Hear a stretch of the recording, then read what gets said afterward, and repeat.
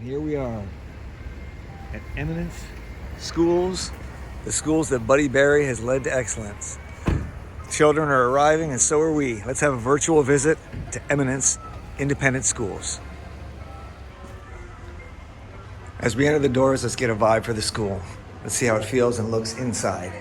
Open space, balconies, colorful seating, gathering spaces.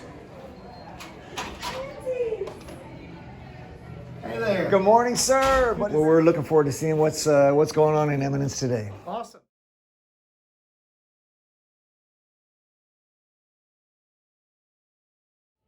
So, welcome to Warrior Town. What is Warrior Town? Warrior Town is how we themed out our elementary. It was really our probably very first innovation. We had a 100-year-old building, and so how do you spice it up? And so we made it into a small town. Like you're in some kind of Disney space. Kind of wanted to go for that. Wanted to go for like Main Street USA vibe, and then every teacher's store has their name on it to kind of make it. It's a small town. Small business owner, like, in the product being the kids, like where they really take a lot of pride and ownership in what they're doing. Exciting connected feel. And Tom, you were telling me a story that when you guys made this renovation. Yeah, so it was about 12 years ago, and we unveiled it for open house with the kids who had, gone to the same space, but different theming. It was just a traditional cinder block wall, carpet floor, school. Some of the little guys were coming through and tears in their eyes, and they turned to a friend and said, "We go to a rich school now." It's just that pride in their school, had changed overnight. We go to a rich school, and you do not have a rich student body. Absolutely not, yeah. No. Tell us about your demographics. So we're roughly 65% free and reduced lunch, and a very high homeless population. So we have obviously a family resource youth service center, but we also have a McKinney-Vento homeless liaison that work closely together. We have a high needs population. Yeah. So Tom, you said the genesis of all of this greatness came when you really decided to start asking kids what they wanted to see in their school. Tell us about that. What was the process? We consider your student is your user. It's your customer. And so you think from a business model, you're designing your whole model around what do they need, want, what will they tell you? And so Dr. Berry and I went to each classroom in the building at that time, K-12. Okay, so and I'm going back 11 years ago. I've been here 12 years. This was probably 11 or 12 years ago that some of these things kind of started. And we took a really rudimentary clip art schoolhouse, with the flagpole, and just you would look at it and say, okay, that's a school. And you just kind of went into each class and asked the teacher to leave. And it was, we're looking at a redesign of school. We're looking at our motto is that School on Fire is the framework of innovation for reinventing education. So we set really small goals, but the prompt for kids was really think through what would the perfect school have, or what does our school already have that you really like, that if we were going to change things, you would say, please do not change this. We love this part of our school. And we had those kids, write into the schoolhouse the things that they really loved, or their dreams of a perfect school would have this. Maybe we don't have it, but I think this would be it. And then on the outside of that building, we said anything either that schools do or our school does in general that you really don't like, or this is something that you need to look at, address, or change. We literally just put all of the sheets on the table and started reading through them and kind of charting and graphing what are the things that bubble to the top that kids are saying that they want, need, or design. And that's really where the kind of the framework for a true student voice. Student voice is asking kids what they want. We wanted to switch from student entitlement to empowerment. And what I mean by that is the initial phases of that was the leaders and the administrators and the teachers were the fixers. So it was this concept of the kids would tell you, here's what we don't like. And then we got to fix it. And it was this list. Yeah. Well, let me tell you, your 1.5, 2 of that is you are worn out as a leader and administrator because you are doing nothing but running around trying to fix everyone's problems. And that is a daunting, and I would argue, impossible task. You can't fix everyone's problems. Right. And so now kind of our go-to phrase is, okay, I hear you and I'm listening to you. What are you going to do about it? I'm going to empower you as the person who's bothered by whatever this issue is to make change. It's not the kid coming to the parent and saying, I don't like this. Right. Okay, what are you your going to what propose? solutions could you propose to the table? Let us guide you in the process. If you would like to draft a proposal for a site-based council or a school board to take your complaint and issue but bring a solution to the table, like that's kind of how you're doing it. And then that in turn is kind of teaching kids all of the skills they need to be like citizens in a world. So, buddy, you got to get good ideas somewhere. Yep. You were saying that like you can go to professional development conferences and stuff, but you'd Yep. rather go see stuff in action. Yeah. We would much rather go see a school working, happening, and kids learning. And so, because it's easy to do your 45-minute, keynote, it's another thing to see it being pulled off. So we're getting ready to go to Vermont and Maine. We're going to go to Casco Bay High School and Winooski School District in Vermont. And so the team that's going to those schools is what? 4 admin and 4 teachers. Yeah. You're just Yeah. explorers trying to Yes. find the next best thing. Absolutely. Or what, like this, like I think why I'm so excited about what you all are doing is that you're taking everybody on that trip without ever having to have the expense of travel. Right. So this is a cafeteria. I feel like I'm in a food court here. Yeah, cafeteria. One of our first renovations, we did this about a decade ago, made it to look like a restaurant. We call it the Chili Pepper. Our whole motto is based on fire and ice, and so the chill for the ice, the E for Eminence, and the pepper for the fire. It's really nice. Yeah, like I said, we overthink everything. Because we're so landlocked and space is so small, even you can tell where even the booths are student workstations during the day, and classes Right. will come in and check it out. And so then each one of those is hooked to an Apple TV where they can share their screens from their devices and kind of do collaborative work. We use a principle that we use a lot. It's called the Medici effect. So we get ideas from outside industries to bring them into our own. Probably have 15 or 20 going on right now at the school. I can show them to you as we go through. A lot of our big ideas have came from looking at solutions that other industries have made. So who's looking out? I mean, I think you're looking all the time. So like we've gotten examples from Cosair Children's Hospital in Louisville. My daughter was there at 2 years old, was a cancer patient. And so you're looking around and like, what do they do? We took a field trip with all of our staff. It's been years ago, but we loaded our entire staff on a bus, took them to the cancer ward. They interviewed cancer patients to say, what does this hospital do to make your time here enjoyable?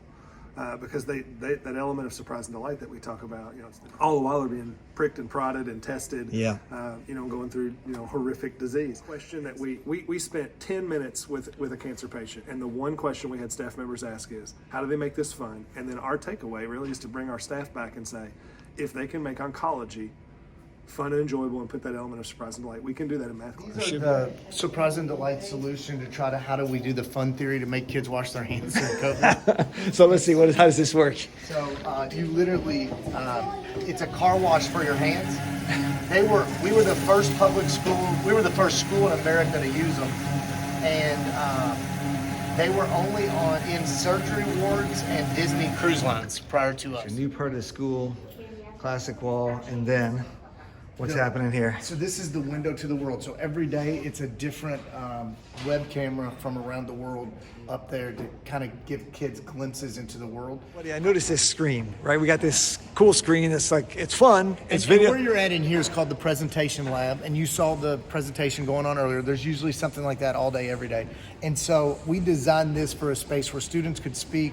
It's an interactive touch panel screen where they can get used to presenting in front of people. Yep. And so right now it's got one of my personal passion projects for like the last decade.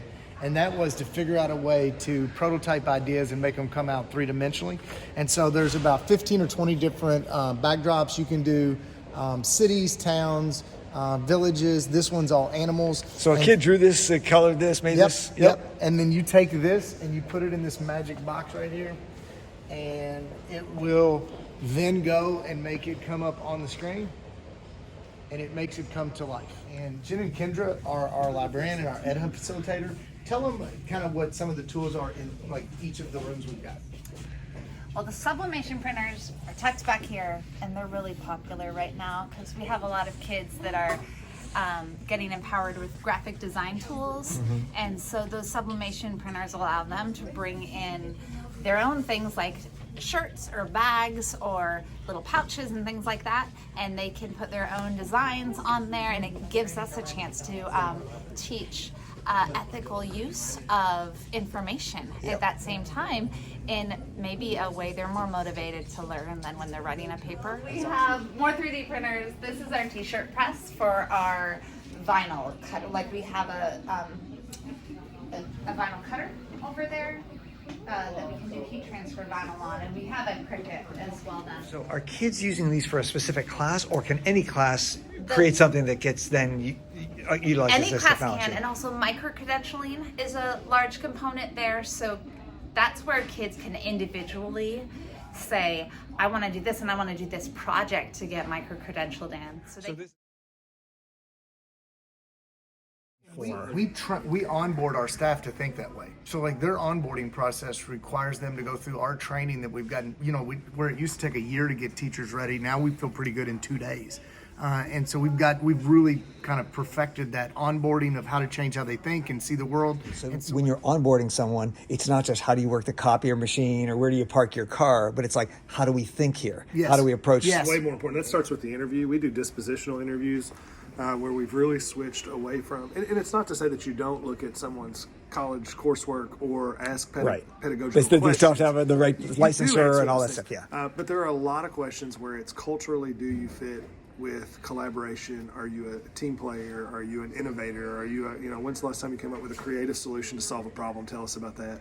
And so you ask a lot of those kinds of questions to say, will they fit in this culture as a problem solver, a thinker, yes and thinking, see a problem, fix a problem type stuff. And to be fair, it really goes back down, if anybody's ever heard us speak, which a lot of this group will, are you a polar bear or are you a penguin, right? Like the interview is to figure out, Right. Are you somebody that's all in and can work with us with the way we work, and then, or can you not? So what about those folks who were there and have old school thinking? I mean, have you been able to bring people along who maybe you didn't bring in with that kind of dispositional interview, and maybe didn't have, they may not be. So we live in a world where, ideally we'd love to have all penguins.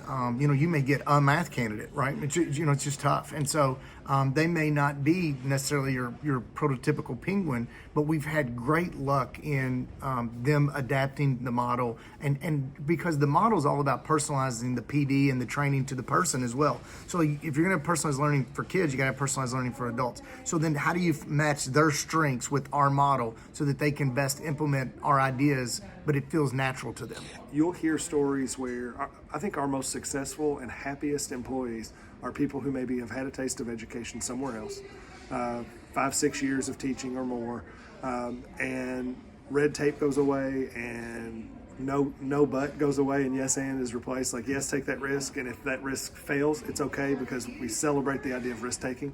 And so if you try something different in your classroom and it totally flops, you celebrate the fact that you tried it. What can we learn from it? And so I think you'll find that employees that maybe have taught somewhere else for 15, 20 years and then come here feel like they've gone to Disneyland. And one of the things that I learned already early is that Eminence has moved to a 4-day week. So you all have students in school 4 days and they're off on Fridays many weeks. Yeah. Tell us Yeah. about what does that look like? What's happening? So we go to school one Friday a month.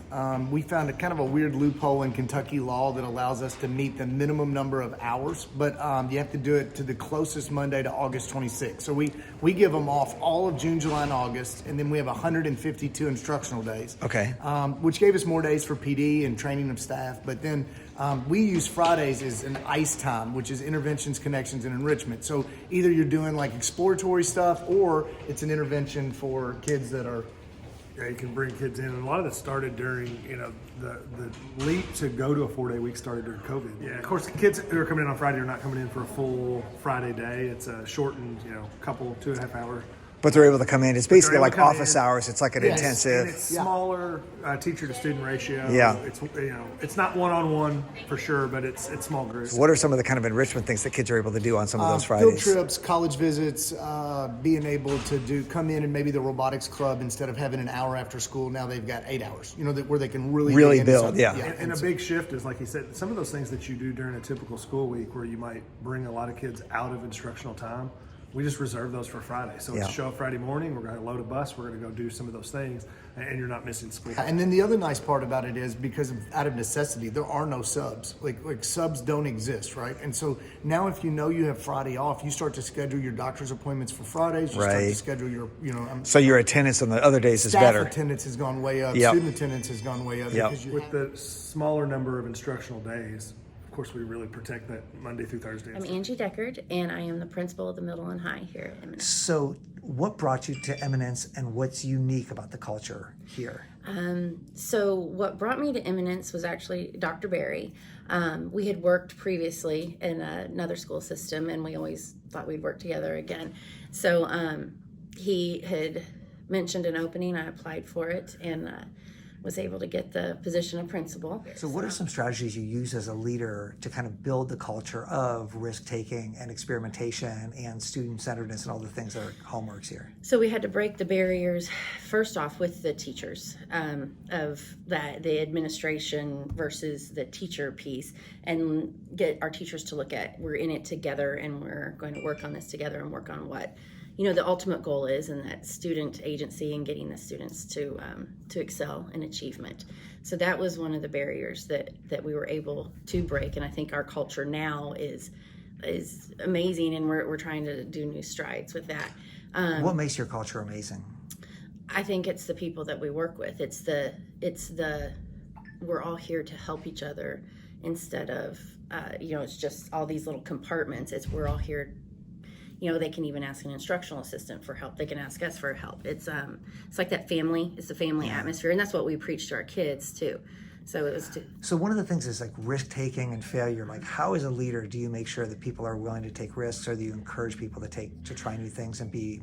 So I think I lead by example. I mean, there's times that I've failed, and I just acknowledge, okay, this didn't work. This wasn't the greatest, and what can we do to improve it? Most of the people that are here, we're surrounded by people who want to make things better. Okay, we see a problem, fix a problem is the mentality. So I know you've had a lot of new teachers in the school, and what can you say about what it takes when somebody comes to this school? How do you get them acculturated to the? If they're a new teacher, it's not difficult. They are like, oh, okay, this is great, fantastic. It's all they know. It's all they know. When we have when we have teachers coming in from other districts, we have a year of deep programming where it honestly takes a year to help them to understand this isn't a gotcha environment. We're not micromanaging you. If we come to see you and talk to you, and I say we, whether it's instructional coach, a mentor, teacher, an administrator, we're not trying to get you in trouble. It's okay to ask for things. How about approaches to learning? When you say deprogramming, do we have to help people think about learning in a different way, or about what? Sometimes. I think it's the taking the risk, like that. It's. I think if people have been told no, you can't do that so many times that they stop asking. And I think what happens here, and like he would be a great example, is next door neighbor's Carrie, and he sees all the stuff that's going on, and like it's okay to do that. Yes. So the superintendent principal, they hire people that they know are good teachers. And then it's like, what can we do to make you a better teacher? So Tom, one of the things that builds culture is what we honor and what we recognize. And you got a couple recognition and honor points here that you want to share. Yeah, so we talk about the two types of people. Dr. Berry talks in his keynotes all the time about penguins and polar bears, and we really do hire based on the penguin personality.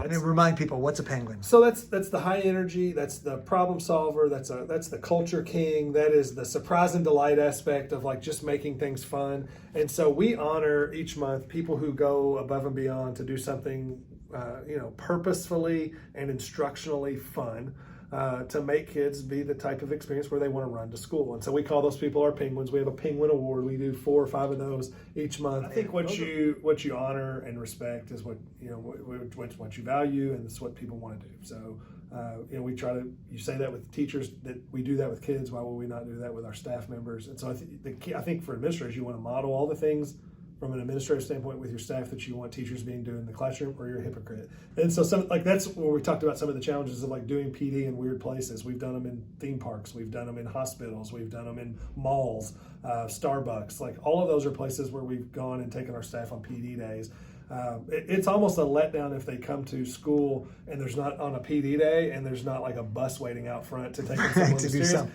So how about the Blue Lobster? What's the... So the Blue Lobster really comes from the idea of like the 1 in a million idea. Somebody who's tried something really innovative, systemic.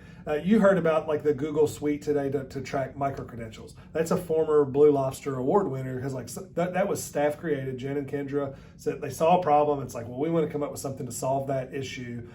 And that's kind of a 1 in a million idea. Like the way that they've tracked these digital badges is awesome. Yeah. And so you just recognize that in front of the staff with like a Blue Lobster. The key thing I think is, as a part of the culture to reinforce it, is the Blue Lobster ideas are not always something that is don't always work successful. Yeah. But it was something that somebody saw a problem, they tried to design something, and then they can come up in front of you and be like, and it was awful. So there were 2 teachers in that room. Yes, actually 3. There was a special ed collaboration teacher as well. Okay. Back, you didn't notice. So the 2 teachers, are they always in there? Is that 2 teachers in that class? No, there one right here across the hall, and it's her planning period, and so she's going over there during her planning period to co-teach. They're trying a new strategy. So the co-teaching, is that a common thing to give up your planning period to go like try something new? She wants feedback. She wants to have. Eminence is definitely a family, and so it is. You do get that a lot, and we try to foster it. COVID really did end a lot of the stuff that made us special. Yeah. And so that's something that's exciting to see coming back. So that's what I love about that is that a teacher is like, I want to get better. I want to try something out. Let me do it in front of you so another teacher can give feedback. And that shows that there's got to be a lot of trust and a lot of openness to new ideas here. There's a lot of collaboration, particularly between those 2 teachers. They are our 2 middle school math teachers. So Okay. they cover 6th, 7th, and 8th together. And so some of their classes overlap that they teach. And then there's some things that they teach that the other one doesn't. Yeah. Yeah. So I think in a small school, there's that danger to be an island. You're the only one teaching something. Yeah. But they collaborate really well. I kind of wonder if the 4-day week contributes to that they feel like if it were a 5-day week, you'd be like, I can't give up my planning period. I'm too slammed. But maybe knowing that I've got Friday to catch up, tomorrow I got to catch up, gives me the freedom to say, I'll give up my planning period today so that tomorrow I can take care of it. Finn's like, oh no! Do we trust him? That's the question of the day. No, that's why we have everything off of the table. Yeah, that's probably good. We need more. I don't know. He looks like a scientist pulling out. One surprising delight is sort of entering the under the sea, walking through the.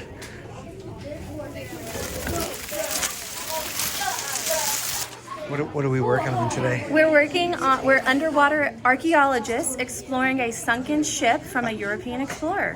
We are investigating artifacts from the European explorers, and we're learning about how and why and what Europeans took to and from the New World. So do you feel a little like an explorer right now? Yes, because I can hear the thing, so yeah. You can hear like you're under the sea. Okay, you had to make how many adjectives with a ghost?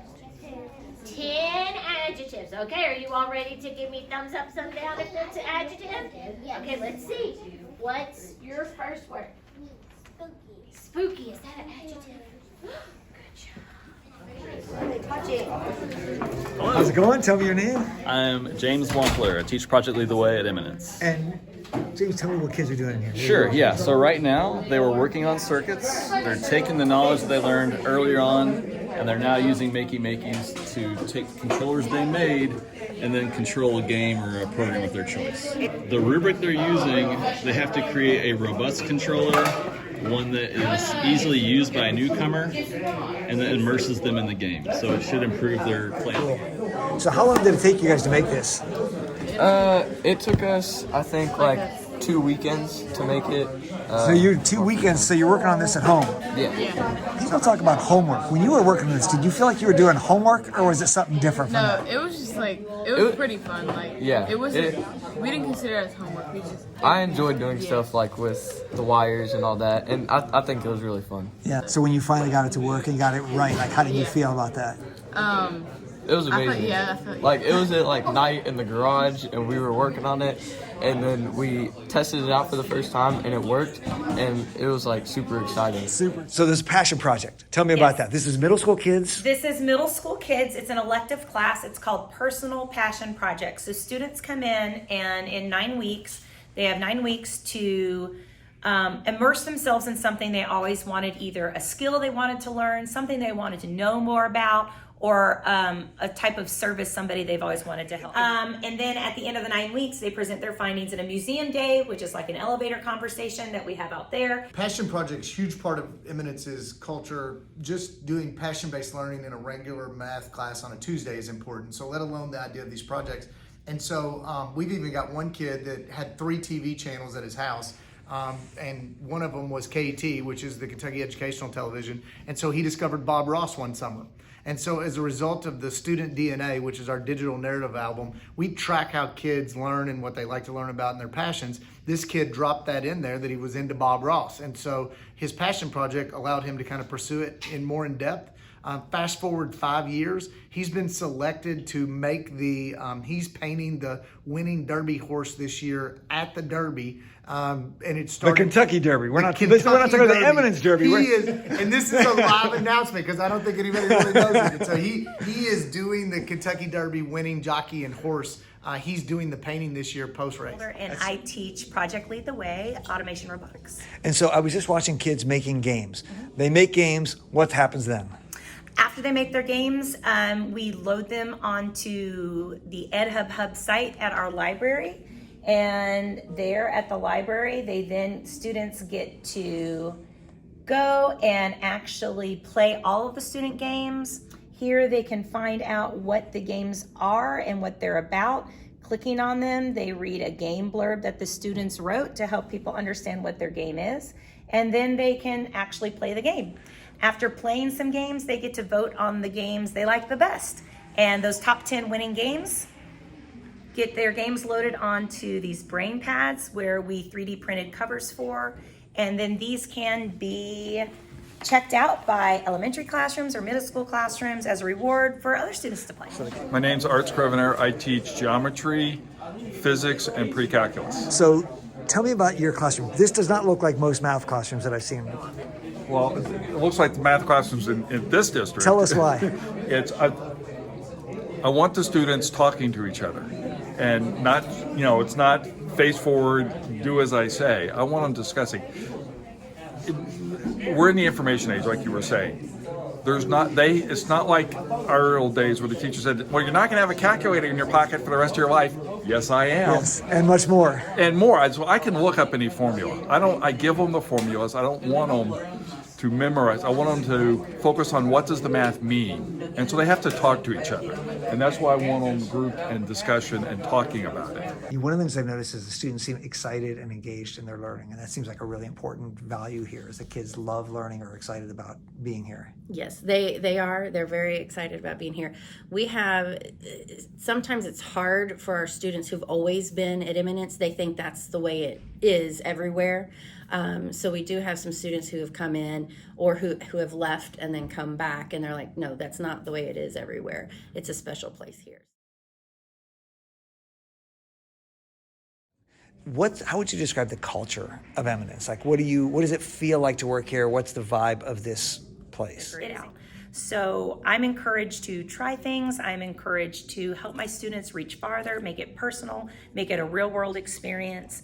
And if I don't know how, I'm given resources, whether it's from my administration or if it's from other awesome teachers in the school that know so much and can just help me take my learning and the kids' learning to another level. I love it. I think one of the big things that you can always learn from doing anything like this is perseverance, because we did hit challenges. At first we didn't know how to make the closed circuits, right? Or we didn't know what to use as a joystick to make it come back to the middle.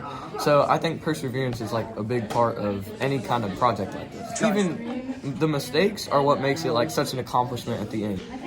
So you've created this game. I want to know about what you've learned by doing it. How do you think?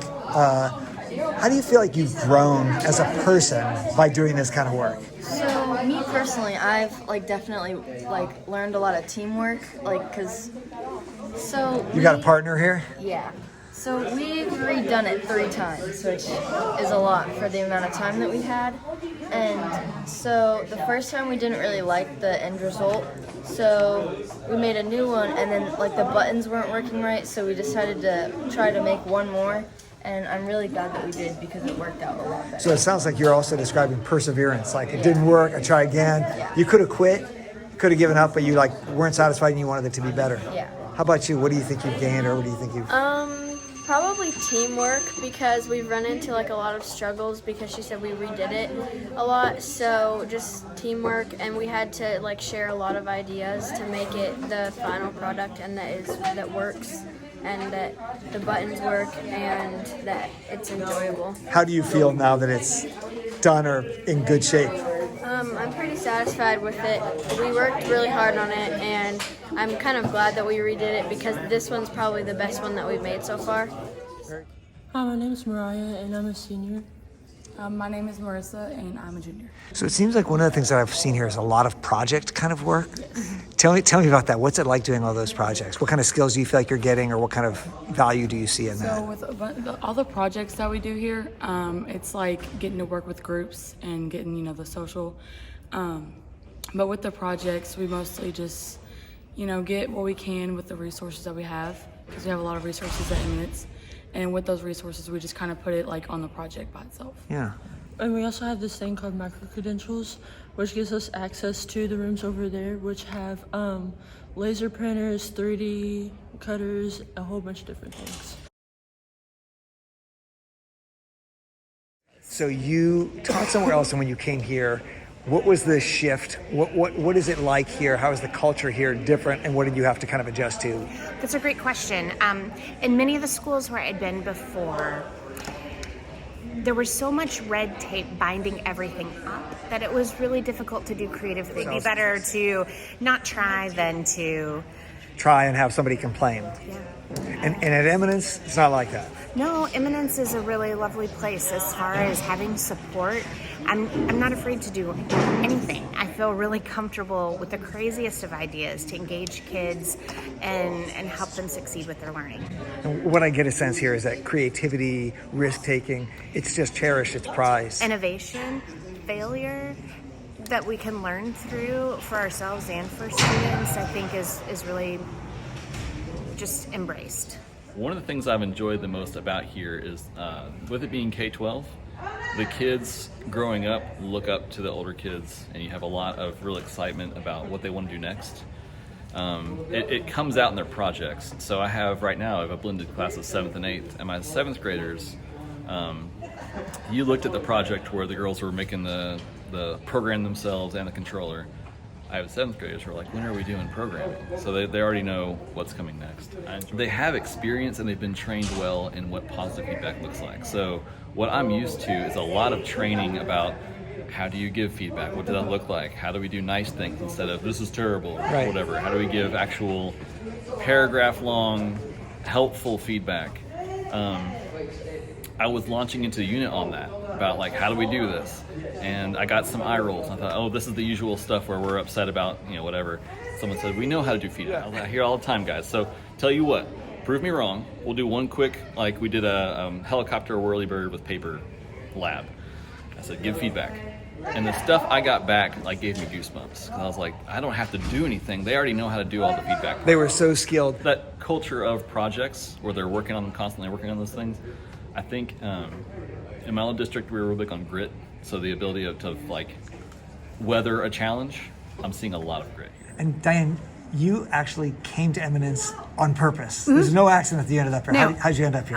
So I saw Dr. Berry speak a few years ago, and I'm like, holy cow, that's the kind of crazy that is all me. I'm kind of the weird one at the end of the hall that does these weird projects, and not the lecture and talk teacher. And that's how he said his school was. And then he would tell us about the surprise and delight and all the great things that they do here. And I'm like, wow. And so my school actually did a tour of this school, and I was just really this is it. There's. What was it about Eminence that spoke to you? The people that are they're doing so many fun things and creative projects, and it's not just worksheets and papers and boring, and they're like really pushing those students. And then the exemplars, how they're really looking at the whole student. And as a math teacher, of course, math is the most important. But there's so many more other things that are important for student life that kids don't get in normal schools. And here they do, all about collaboration and communication and synthesizing and doing what they know and then turning those into real good humans. So how is your math class here different than you think math classes are in most traditional schools?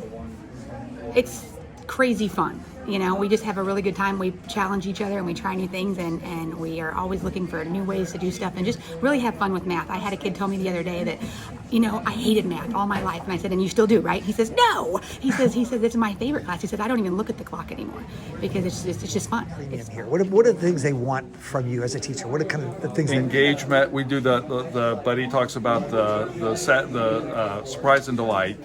Make it fun. Make it engaging. Try something new. Don't worry about if it fails. That's the biggest thing. Is it's okay to have a lesson that just totally bombs. Yeah. In a world where a lot of teachers are looking to get out of the profession and they're so stressed out, you seem like you're having a pretty good time here. This is my third job. Okay, I'm retired Navy. Yep. There, I was a design engineer at GE for 10 years. My last evaluation at GE, they said, "Now we mean this in a negative comment. You're too much of a teacher." I'm like, okay, you're right, I am.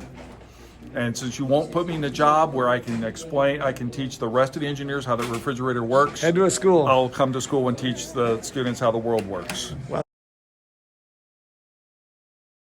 so we do all the things to honor the culture, the risk-taking, the surprise and delight, the making school a place that kids want to run to and not from.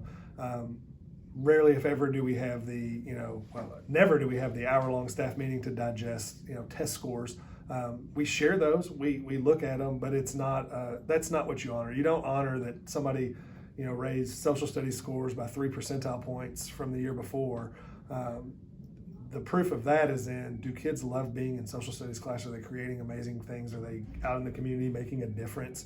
Those are the measurables that, that are more valued. So we can't, have a culture where we say, well, we're going to get penguins and blue lobsters out and that's what we honor, and then spend 5 hours, disaggregating test data and the minutia of that. Not that it's not a valuable source of information. We're doing that as administrators behind the scenes to figure out what's been successful, where are we not, and where do we may need to make some changes. But that's not what we're putting out in front of us. Right, but if we spend a lot of time talking about all those things, what we're basically saying is that's what we care about. That's what we care about. Yeah. Superintendent of Schools. Yep. U.S. News and World Report's ranking the schools. We got to do good, right? We got to look good on the U.S. News ranking. How do you guys feel about trying to look good on rankings and state rankings? And so we were ranked. We were a school district. We started out in the 4th percentile to the 8th percentile when we got hired here 12 years ago. Then we got to a place where we went and spent several years ranked, Silver District, U.S. News and Report, and then now it's somewhere where we do the very best we can with the end of the year test scores. We're fine with, but also we're never going to be in the top 5% because of the model itself.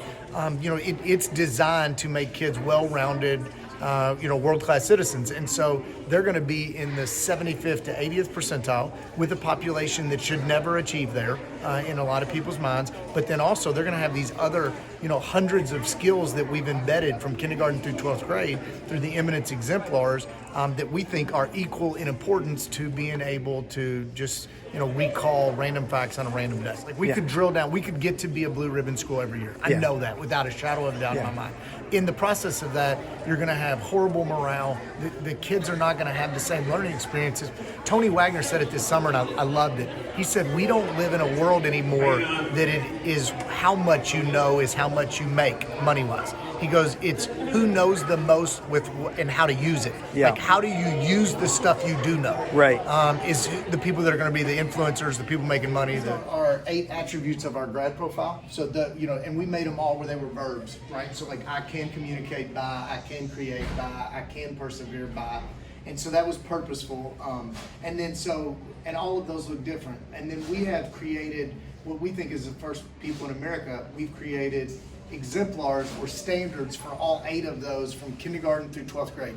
So then every class, kindergarten, 1st grade, they earn micro-credentials in those 8 attributes. So in addition to sort of just looking at here's the curriculum, here's what I teach, this is in some way speaking to teachers about what students need to be able to do or we show? think it's three things: knowledge, skills, and dispositions. The knowledge is the core content that the state pays us to teach. The skills are what do we want them to be able to do, and the dispositions are what characteristics of their, do we want them to possess? Perseverance, empathy, and how do we build those into these big rocks? So like a kindergartner is going to speak publicly in front of 100 people 3 times, right? Like that's going to be a part of their curriculum. It's just built into the built in. That way, by the time they're seniors, they are world-class speakers, like Because we almost want every kid. kids who can communicate. And so, like, you can't just put a graphic on a wall and say, we want kids to communicate. It's part of our graduate And then just profile. hope it happens out it's there. It's the how. So you have to Yep. embed that in your curriculum from kindergarten through 12th grade. We had to define what collaboration is, what these standards are. Some teachers might think collaboration is 2 kids working on the same worksheet.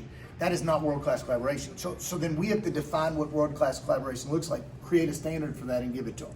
And then we created a micro-credentialing system where the kids can earn micro-credentials at certain tools or skills. And then once they've earned that micro-credential, they're free to use that tool at any time without adult supervision.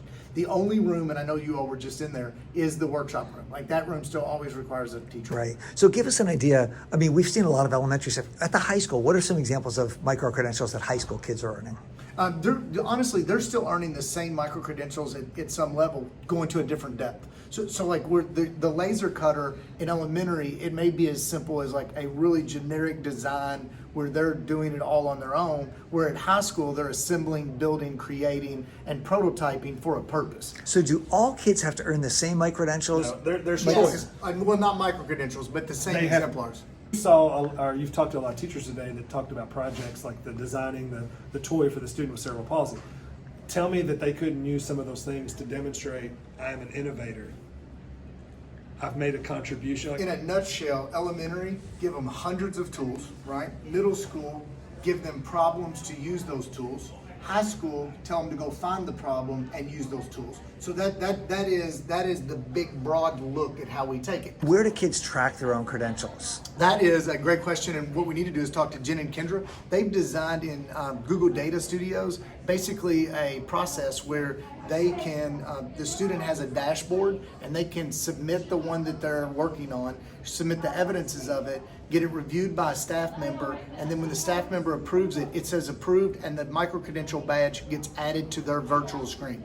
Awesome.